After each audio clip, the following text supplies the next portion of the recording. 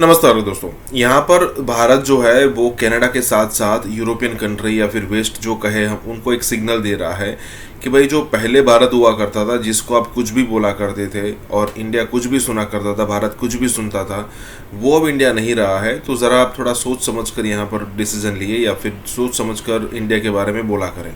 अब यहाँ पर कनाडा में जो भी हुआ है वो भूल गया कि इंडिया फिफ्थ लार्जेस्ट इकोनॉमी है और ना ही से फिफ्थ लार्जेस्ट इकोनॉमी है, 2-3 सालों के अंदर अंदर थर्ड लार्जेस्ट इकोनॉमी हो जाएगा। तो ऐसी सिचुएशन के अंदर अंदर अगर आप इंडिया को छेड़ेंगे तो इंडिया छोड़ेगा नहीं। आपकी मजबूरी है इंडिया के अंदर इन्वेस्टमेंट करना, आपको रिटर्न्स चाहिए, अदरवाइज इन्फ्लेशन बढ़ जाएगा आपकी कंट्री में। आपका जो मतलब कहा जा रहा है कि इंडिया कनाडा के पास जो पीएफ का फंड है वो जो पड़ा है वो इंडिया में इन्वेस्टेड है और उससे जो रिटर्न्स मिलेंगे उससे वो कनाडा के जो गवर्नमेंट जो रिटायर्ड लोग हैं उनको पेंशन देंगे। अब अगर मान लीजिए कि इंडिया ने ये सब कुछ बंद कर दिया तो फिर इन्फ्लेशन बढ़ता जाएगा। मान लीजिए कि आपके पास अभी 100 करोड़ है, 1 साल के बाद वो 100 करोड़ तो रहेंगे लेकिन उसकी वैल्यूएशन 90 करोड़ हो जाएगी। लेकिन अगर इंडिया में इन्वेस्टमेंट करते हो तो वही 100 करोड़ की वैल्यूएशन 110, 15, 20 करोड़ भी हो सकती है। इसी के साथ ही वीडियो शुरू करते हैं। एक सबसे बड़ी बात है, लोग अब समझते हैं कि Bharat is the fifth largest economy on the planet. So उनके साथ किसी चीज का मजाक जो है वो उनको सूट नहीं करेगा बिल्कुल। और यहाँ पे ये बताना चाहूंगा कि इस वक्त भारत जो है वो कनाडा से दालें ले रहा है और आटा ले रहा है, तो वो बंद कर देंगे, कहीं और से लेंगे, इनकी इकोनॉमी मजीद खराब होगी। इनका एक पेंशन फंड है जो 2 बिलियन से ज्यादा है, उसकी इन्वेस्टमेंट इन्होंने भारत में कर रखी है। महिंद्रा जो ट्रैक्टर बनाते हैं, गाड़ियां बनाते हैं, उनके प्रोजेक्ट में इन्होंने अपने कनाडा के जो पेंशन है उसको 2 बिलियन। तो ये सारी चीजें अपने लिए गड्ढे खोद रहे हैं मेरे ख्याल में इस मॉडर्न दौर के अंदर, बगैर किसी एलिगेशन, बगैर किसी सॉलिड प्रूफ के। आज सुबह प्रेस कॉन्फ्रेंस थी फॉरेन अफेयर वालों की, मैंने भारत में मैंने वो सुनी है, तो उन्होंने बिल्कुल कहा है कि हमें कोई ऐसी एविडेंस नहीं दी गई जिसके ऊपर ये इल्जाम लगाया जाए।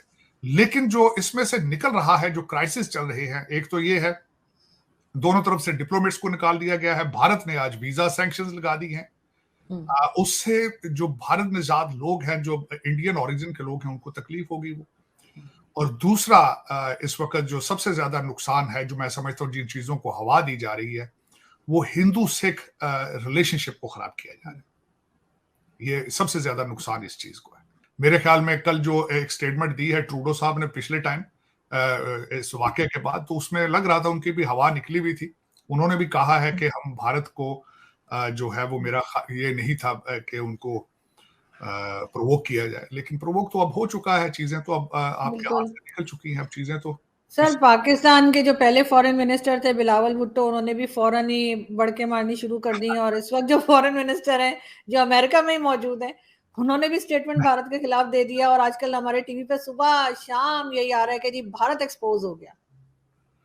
देखें, यहाँ पे तो जोक पे जोक हो रहे हैं यूनाइटेड नेशंस में। मेरा ख्याल है मेरी ख्वाहिश थी कि उसमें से एक जोक तो ये है कि हमारे फॉरेन मिनिस्टर साहब ने फरमाया, भाई हम तो भारत के साथ बातचीत करना चाहते हैं, वो खुद नहीं करते। ये मौके, ये मैंने देखा कि आप पाकिस्तानी लोग बहुत स्मार्ट लोग हो।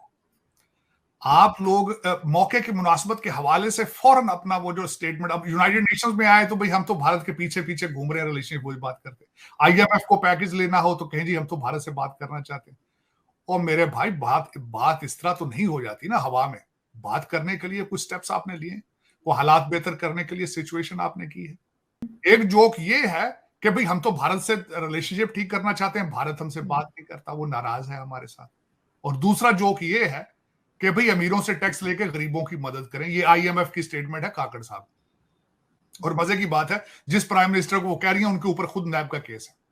उधर हमारे नवाज शरीफ साहब हैं, वो कहते हैं भाई G20 हमने करनी थी, चांद पर हमने जाना था। ये कैसा यार, ये जोक्स है क्या है यार, ये क्या कर रहे हैं आरजू? मुझे तो बहुत ही अजीब सा लग रहा है। वो कह रहे हैं हमें कॉपी करके भारत ने अपनी इकोनॉमी ठीक कर ली। ये तो हमारे आइडिया थे, सब जो सारे आइडियाज हमारे थे जो भारत ने कॉपी कर लिए। मैं आरजू देखें, अपनी सड़क तो खुद आप सीधी बना नहीं सकते हो भाई। मोटरवे आपने कोरिया से बनवाई है, सी पैक बन रहा है आपका चाइना बना रहा है। आप लाहौर का ट्रैश आप टर्की के ठेकेदारों को बुला लेते हैं सारी किकबैक्स लेने के लिए। जिस मुल्क में एक सड़क ना बन सकती हो, चांद पे किस तरह जाना? साइकिल पे जाना था आपने चांद। पता नहीं ये क्या, ये मजाक पे मजाक है। और कौम ऐसी बेवकूफ है कि वो कहते हैं नहीं जी हमें जिहाद करना है, हमें जिहाद चाहिए, हमें जिहाद। पता नहीं किस जिहाद की बात हो रही है। सर अभी भी जो बैंकिंग सिस्टम पाकिस्तान का है और जो आईटी फील्ड में जो लोग काम करते हैं वो इंडियन प्रोडक्ट्स इस्तेमाल कर रहे थे, तो गवर्नमेंट ने बैन लगा दिया है कि कोई भी इंडियन प्रोडक्ट आप इस्तेमाल नहीं कर सकते, ना तो बैंकिंग सिस्टम के लिए ना ही आईटी के लिए, क्योंकि इंडिया वाले जो है वो हमारे बैंकिंग सिस्टम को हैक कर सकते हैं। सर हमारे इतने पैसे कहीं ले ना जाएं, इस किस्म की सर यहाँ पे बातें हो रही हैं और कहा जा रहा है जो पाकिस्तान में अवेलेबल है वही इस्तेमाल करें, इंडियन प्रोडक्ट्स बिल्कुल यूज ना हो। ठीक है, देखें बस मैं जो अब मेरे ख्याल में तो आपका हर पाकिस्तानी एक कॉमेडियन शो होना चाहिए उसका अपना, मेरे ख्याल में तो जिस तरह जो हालात आपके चल रहे हैं मैं तो कभी हंसी आती है कभी रोना आता है। सुना है आजकल, सुना है नई आजकल आप शुरू कर रहे हैं नई करेंसी का, डिजिटल करेंसी शुरू करने का प्रोग्राम बनाया। अब कोई नई वारदात करेंगे, मेरा मतलब वहां से कुछ और निकालेंगे। ये बच्चा पढ़ गया होगा ना लंदन स्कूल ऑफ इकोनॉमिक्स से, नई स्कीम लेके जाएगा, वो कहेगा डैडी हम देखें मिलके अब इस तरह करेंगे, तो फिर वो। लेकिन सर अगर हम बात करें दोबारा भारत और कनाडा की, तो सर इस किस्म के क्या हादसे पहले भी देखे हैं आपने कि लोगों को इस तरह से मार दिया जाए, मतलब कनाडा जैसी जगह में, इसलिए कि पाकिस्तान में तो हो तो आम सी बात है, लेकिन कनाडा में आपको लगता है कि सिक्योरिटी वगैरह का प्रॉब्लम हो गया, चाहे वो किसी भी माइंडसेट के लोग हों, कुछ भी उनकी सोच हो? देखिए दो चीजें हैं जो मैं आरजू मेरी ऑब्जर्वेशन है, जो कल हम सारा दिन 2 दिन से मुसलसल बातें कर रहे हैं ऑफिस में, और दोस्त सारे जो भारतीय भी और सारे हम बैठ के बातें कर रहे थे। भारत कनाडा के अंदर लॉ एंड ऑर्डर के हालात भी सख्त खराब है, और जो लिबरल दुनिया है वो ना सिर्फ कनाडा अमेरिका के अंदर भी वो डिफेंडिंग पुलिस के खिलाफ एक मूवमेंट शुरू कर रखी है उन्होंने। उसके रिजल्ट में क्या होता है कि पुलिस डिमोरलाइज हो जाती है, वो एक्शन नहीं लेती। गैंग वार इस वक्त कनाडा में कुछ सूबों में, खासकर वैनकूवर एरिया में पीक पे जाए, पंजाबियों के गैंग हैं, और आपने देखा ये सिद्धू मूसे वाले को किस तरह उनका मर्डर हुआ है गैंग्स के जरिए, जिस तरह, और उसके ताने बाने मिलते थे कनाडा में। कल मुझे बात एक बहुत अच्छी लगी, मैं जो मेरे जो भाई हैं बहुत अच्छे, जसदीप सिंह, उन्होंने कल 6 ऑफ अमेरिका उनकी ऑर्गेनाइजेशन है, उन्होंने कल हडसन इंस्टीट्यूट में भी बोले और उसके बाद वो भारत के कई चैनल्स पर भी वो बोले। उन्होंने एक बात बहुत अच्छी की, उन्होंने कहा भी जब वो निज्जर साहब जो कि मर्डर हुए थे 2 साल पहले, उनको भारतीय गवर्नमेंट ने टेररिस्ट करार दिया, उस वक्त कनाडा ने एक्शन क्यों नहीं लिया? उस वक्त अगर एक्शन लिया होता, इन्वेस्टिगेट किया होता, तो आज वो जिंदा होते, आज वो जिंदा होते। तो और अभी तक 3 महीने हो चुके हैं उनके कत्ल को, एक अरेस्ट सिंगल नहीं हुई। अगर इनको नजर आते थे जस्टिन ट्रूडो को ताने बाने नजर आ रहे हैं एजेंसियों के, इंडियन एजेंसीज के, तो अरेस्ट कर लेते ना, कुछ अरेस्ट करें भी सही ना, कुछ दिखाएं कौम को। अब इस वक्त पूरी दुनिया उनसे पूछ रही है दिखाओ कुछ, आपके पास कौन सा एविडेंस है, दिखाओ, सामने रखो। इसमें एक चीज नजर आती है जो मैं उसको खुद अपनी आंखों से ऑब्जर्व कर चुका हूं, जिस तरीके से यहां पे इस वक्त अमेरिका के अंदर एक लिबरल गवर्नमेंट है, प्रोग्रेसिव जिसको कोई कहता है, कोई डेमोक्रेट कहता है, उनका लॉ एंड ऑर्डर के बारे में, पुलिस के बारे में बड़ा सख्त रवैया है। और इसी तरह के सेंटीमेंट जो है वो कनाडा में है, क्योंकि कनाडा भी एक सोशलिस्ट कंट्री है, मरवाना लीगल है वहां पे, गांजा लीगल कर दिया, कुछ स्टेटों में तो उन्होंने हर ड्रग को लीगल कर दिया। तो वो इस तरह के एक्सपेरिमेंट करते हैं डिफेंडिंग पुलिस, और पुलिस कंप्लीटली कनाडा के अंदर डिमोरलाइज्ड।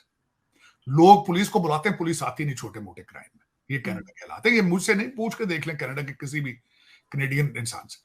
तो वो जब आपके अपने लॉ एंड ऑर्डर के हालात खराब हों, तो आप दूसरे लोगों को, दूसरे कंट्रीज को, दूसरे लोगों की एजेंसियों को, उनको ब्लेम करेंगे। लेकिन मैंने आपको जिस तरह बताया, इट्स अ पॉलिटिकल उनका था ऑब्जेक्टिव इसके पीछे, और वो उन्होंने किया है। लेकिन ये कि मैं समझता हूं गलत किया, इन्वेस्टिगेट करना चाहिए था। हर कंट्री आज उनको यही कह रहा है कि आपको इन्वेस्टिगेट करके किसी रिजल्ट पे पहुंचना चाहिए था। अब तो मैं समझता हूं, बल्कि उनके अपने जो इस वक्त अपोजिशन लीडर हैं, पैरिये उनका नाम है, उन्होंने भी जो है कहा है कि you have to come clean out of it now. और जसदीप खासकर उन्होंने, उनकी बड़ी स्टेटमेंट जो वायरल हुई है, उन्होंने कहा Justin Trudeau is digging hole for himself. तो वाकई Justin Trudeau is in deep waters now. मेरा ख्याल में अगर वो इसमें his political career is over according to my opinion, if you मुझसे पूछे तो। लेकिन सर दोनों कंट्रीज ने अपनी अपनी जगह पे जो उनके ऑफिसर्स थे एम्बेसीज के, उनको निकाला है, वीजा ऑफिस अलग बंद हुआ है, टेंशन बहुत ज्यादा बढ़ती हुई दिखाई दे रही है। इस पे अमेरिका की तरफ से या व्हाइट हाउस की तरफ से भी तो स्टेटमेंट आया है। देखें, इस वक्त लोगों को तकलीफ, 7 लाख भारतीय इस वक्त कनेडियन वीजे का पहले इंतजार कर रहे थे। Student visa, family visa, business visa, वो तो पहले इंतजार कर रहे थे, उनके लिए दुश्वारियां बन गई। दूसरा, जो लोग मुसलसल जो आना चाहते हैं वो बेचारे स्टक हो गए कनाडा के अंदर। और दूसरा, भारत ने अपना रिजर्वेशंस दिए हैं कि हमारे डिप्लोमेटिक मिशन जो है कनाडा के अंदर वो सेफ नहीं है। और वाकई उसकी वजह ये है कि वहां पे कुछ एलिमेंट्स जो थे उन्होंने भारतीय डिप्लोमेट्स के ऊपर बाउंटीज लगा रखी, उनके सर की कीमत लगा रखी थी, और इधर उधर इस तरह की बातें करते थे। वो अपनी जगह ठीक है, कौन इतना बड़ा रिस्क लेगा भाई जहां लोगों को थ्रेट करे। बल्कि कल तो एक सिख रहनुमा है, उसने कहा खास करके हिंदुओं को लीव कनाडा। मैं समझता हूँ ज्यादती, और लोग इसके पीछे। पुन्नू सर, पुन्नू नाम है आई थिंक उसका। नाम जी, उन्होंने कल एक स्टेटमेंटें दी, इस तरह गलत बात है। ये नहीं सोचते कि उनके इस तरह के अमल से पूरी सिख कम्युनिटी के ऊपर क्या असर पड़ेगा। और लोग इस वक्त अगर देखा जाए तो सारी दुनिया में दे आर मूविंग फॉरवर्ड। आप अगर को आपके मसले मसाइल हैं, मूवमेंट है, तो आप डिप्लोमेटिकली, पॉलिटिकली उसका हल ढूंढने बजाय वायलेंस के। मैं समझता हूँ violence is not an answer to anything.